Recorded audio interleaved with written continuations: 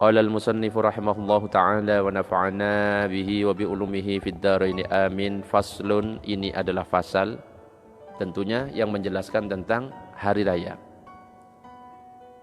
Wa salatul idaini ayil fitri wal adha sunnatun muakkadatun. Jadi disebutkan di dalam kitab ini bahwa salat Id yang dua itu, yaitu Idul Adha dan Idul Fitri, hukumnya adalah sunnah muakkadah. Artinya apa? Sangat sekali dianjurkan. Wa tusyra'u jama'atan, dan disyariatkan untuk dilakukan secara berjamaah. Artinya apa? Dianjurkan sekali untuk kita lakukan secara berjamaah. Limun faridin, orang yang lagi sendiri, Pak Salman lagi sendiri, dianjurkan untuk berjamaah. Wa musafirin, orang-orang yang sedang perjalanan, dianjurkan tetap untuk berjamaah. Ya kalau misalkan dalam perjalanan, oh ternyata ada masjid lagi melaksanakan salat berjamaah di situ. Wa hurrin, orang yang merdeka. Wa abdin, budak. Wa hunsa, bahkan banci.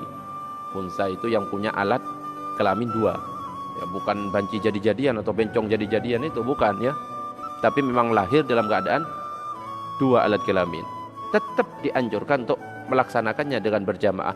Wa mra'atin, wanita, la jamilatin. Tapi ada catatannya di sini. Wanita dianjurkan, disyariatkan untuk berjamaah jika dia itu tidak cantik. Wala zati hayatin, dan juga tidak zatul hayat. Artinya wanita yang gerak-geriknya mengundang perhatian. Jadi kalau wanita itu cantik, membuat orang pas ketika dia lewat malah melirik kepada dia, timbul fitnah. Ya, akhirnya orang-orang gak konsentrasi melihat khutbah, malah melihat si wanita itu, maka dia tidak dianjurkan berjamaah. Dianjurkannya malah disuruh sholat di rumah. Tapi ya jangan merasa cantik. Oh saya cantik ini, jadi saya nggak disyariatkan berjamaah. Enggak, jangan GR, tanya dulu Pak Salman. Dicek dulu. Ammal ajuzu fatahdurul aida fi thiyabi baitiha bila tibin. Sedangkan untuk wanita yang lanjut usia, maka sunnah menghadiri sholat hari raya dengan mengenakan pakaian keseharian tanpa memakai wewangian. Jadi nggak usah pakai baju baru, biasa saja. Yang biasa dipakai sehari-hari, pakai ketika sholat hari raya, dan tanpa memakai wangi-wangian. Ini orang yang tua, apalagi yang masih muda ya. Kalau sudah keluarnya sudah nggak pakai jilbab, nggak menutup aurat, maka ini tugasnya suami, atau kalau nggak punya suami, tugasnya orang tua untuk melarang. Jadi dipastikan dulu ketika ada seorang wanita mau ke masjid, dia itu ke masjidnya menutup aurat apa enggak. Kalau sudah nggak menutup aurat, jangan dibolehkan untuk ke masjid. Karena itu sudah beda nanti ceritanya, bisa menimbulkan fitnah, apalagi dia itu wanita yang sangat cantik. Wa waktu sholatil Id, adapun waktu pelaksanaan sholat Id itu ma baina tulu'is syamsi wa zawaliha, yaitu di antara terbitnya matahari dan tergelincirnya. Ya, saat sampai tergelincir matahari, artinya sampai waktu zuhur. Jadi yang paling afdol itu yaitu saat terbit matahari. Ya, waktu duha itu paling afdolnya. Apakah boleh Ustadz kalau saya melakukan jam 10? Boleh. Yang penting waktunya sebelum sampai zuhur, sebelum tergelincirnya matahari. Wahiyya ay sholatul Id rakaatani, dan yang perlu kita ketahui bahwa sholat Idul Adha atau Idul Fitri ini ada 2 rakaat. Yuhrimu bihima biniyati Idul Fitri awil Adha wa ya'ti bidu'ail iftitahi. Dan kalau kita ingin melakukan sholat Idul Fitri ataupun Idul Adha, caranya adalah kita bertakbir dengan takbiratul ihram yang dibarengkan dengan niat. Niatnya adalah niat melaksanakan sholat Idul Fitri atau Idul Adha. Dan setelah takbiratul ihram, Allahu Akbar. Dan takbiratul ihram ini tidak termasuk hitungan ketika takbir yang 7 kali itu. Jadi nggak masuk hitungan takbiratul ihram. Ya, ini takbiratul ihram ini ya gerakan sendiri. Allahu Akbar sambil dilintaskan di dalam hatinya, saya sholat sunnah Idul Fitri berjamaah, misalkan berjamaah karena Allah. Allahu Akbar. Setelah itu langsung wa ya'ti bi du'ail iftitahi, datangkan doa iftitah. Allahu Akbar kabira walhamdulillahi katsira wa subhanallahi bukratan wa asila, dan seterusnya. Baru setelah itu Wa yukabbiru fir raqatil ula, maka bertakbir di rakaat pertama itu sab'an siwa takbiratil ihrami. Bertakbir berapa kali? 7 kali. Jadi takbiratul ihram tidak dihitung.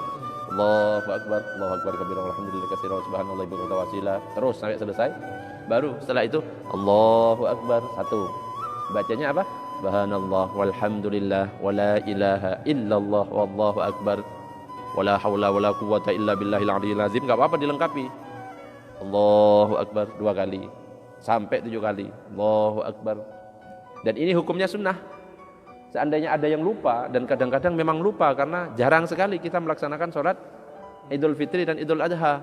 Allahu Akbar, Bismillahirrahmanirrahim, kayak sholat Jumat. Apakah sah? Sah. Karena hukumnya sunnah. Jadi di rakaat pertama jumlah takbirnya adalah 7 selain takbiratul ihram yang pertama. Kalau di total ada berapa takbirnya? 8. Summa yata'awwadhu, kemudian berta'awud setelah takbiratul ihram takbir yang ke-7. Ya, subhanallah walhamdulillah wallahu akbar. Baru a'udzubillahi minasyaitonir rajim.